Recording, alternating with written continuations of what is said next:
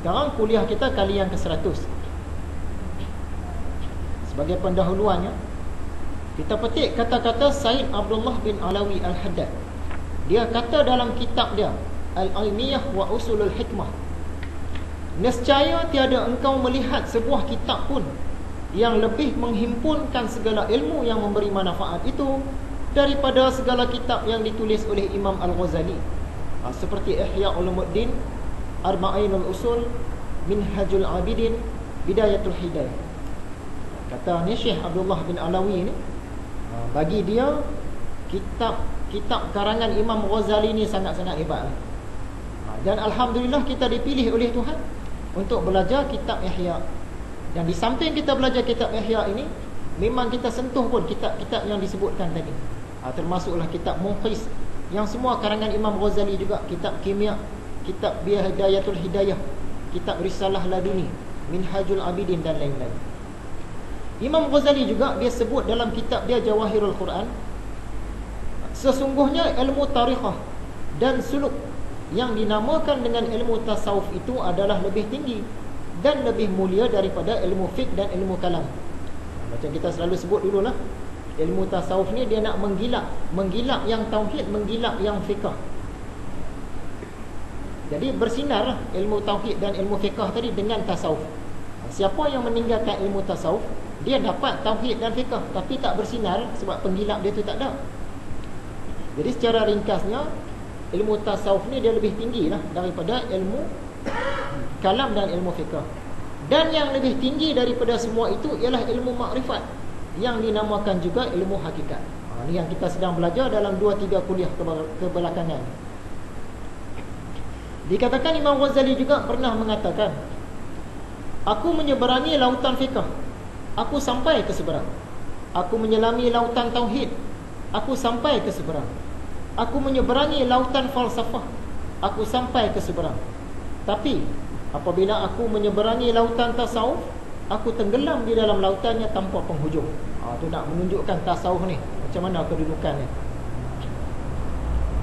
Kemudian hadis riwayat Imam Al-Bukhari, maksudnya, barang siapa memusuhi atau menentang atau menolak waliku, wakil Tuhan, aku isytiharkan perang terhadapnya. Terhadap orang tadi itulah yang menolak wali Tuhan tadi itu. Tiadalah hamba-Ku mendekatkan diri kepada aku dengan perkara yang fardu dan yang sunat, melainkan aku mencintainya. Kalau kita rajin buat yang fardu, rajin buat yang sunat, Allah cinta kepada kita. Apabila aku mencintainya, ini nak masuk bicara hakikat. Bila Tuhan dah mencintai satu-satu orang, kata Tuhan, aku menjadi telinganya untuk mendengar. Kita pun fahamlah ni bahasa sufi. Bukan maksud Tuhan dia tiba-tiba dia mai jadi seketul jadi telinga kita. Kita dah faham dah pelajaran ni. Maksudnya kita mendengar tu dengan pendengaran Tuhan. Aku jadi matanya untuk melihat, aku jadi tangannya untuk melakukan, dan aku jadi kakinya untuk berjalan atau untuk melangkah. Apabila dia memohon, aku mengabulkannya. Apabila dia meminta perlindungan aku melindunginya. Hadis riwayat Imam Bukhari. Ringkasan daripada hadis ni, kesimpulan dia nak cerita tentang tauhidul af'al yang kita belajar sebelum ni. Maksudnya, dari segi hakikat, kita ni tak ada sebarang kemampuan. Termasuklah kemampuan nak mendengar ni kita tak ada. Yang tu Allah punya. Kemampuan nak melihat ni tak ada. Semua tu penglihatan Allah. Kemampuan nak bergerak ni pun tak ada. Semuanya daripada Allah. Jadi ringkas cakapnya, dari segi hakikat, yang mendengar tu Allah. Yang melihat tu, segala yang melihat ni Allah lah.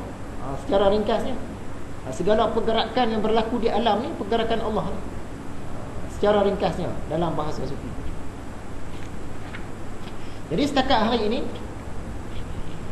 antara perkara penting yang kita dah belajar sepanjang kita belajar bab yang kedua, kitab yang kedua, kitab tauhid ni, yang pertama kita dah boleh membeza yang mana makhluk, yang mana khalik, yang mana makhluk, yang mana Tuhan, yang mana yang dicipta, yang mana yang pencipta.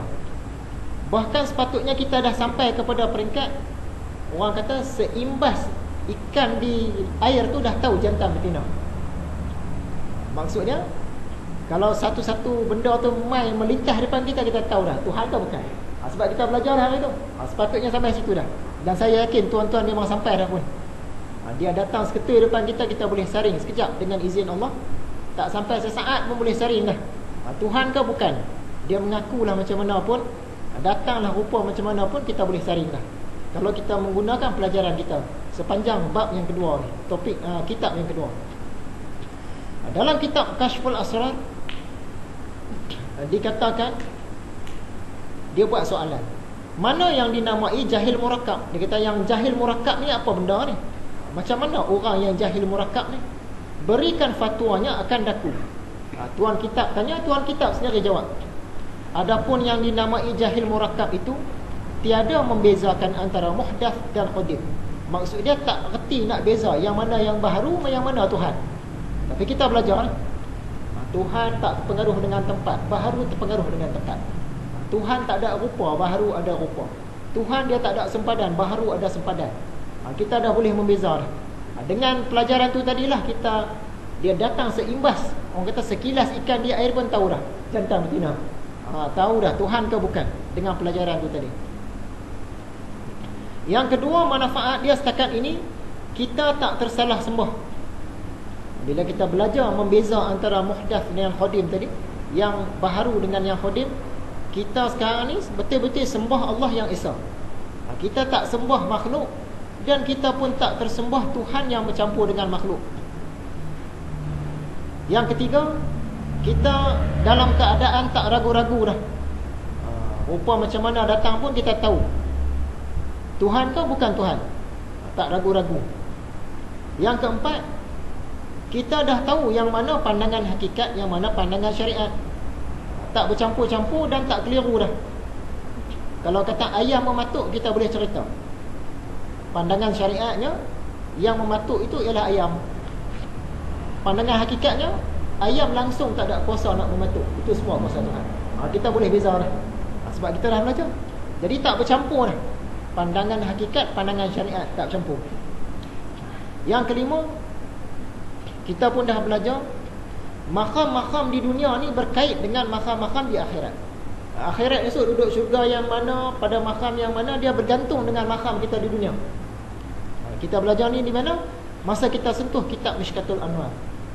Ada orang dia duduk dalam gelap, hijab dia gelap. Ada orang hijab dia campur antara gelap dan terang. Ada orang dia terhijab dengan yang terang. Itulah makam-makam dia. Di akhirat esok, kedudukan kita dalam syurga pun bergantung pada makam-makam tu juga.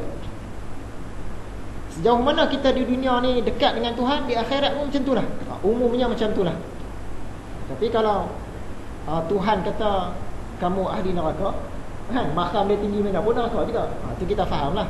Tapi dari segi usahanya, makam di dunia ni dia berkait dengan makam di akhirat.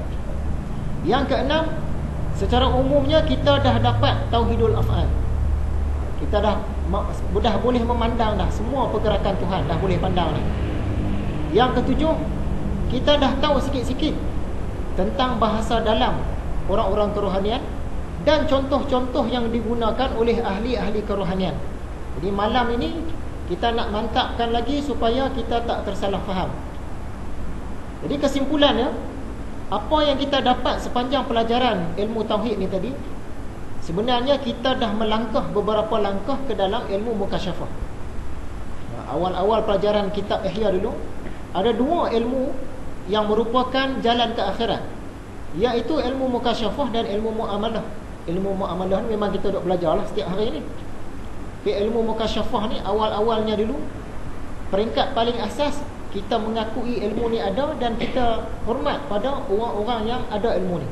Tapi sekarang ni kita pun sebenarnya secara kita sedar tak sedar, kita dah melangkah beberapa langkah ke dalam ilmu mukasyafah ni. Jadi sekarang kita teruslah kepada pengajian malam ni.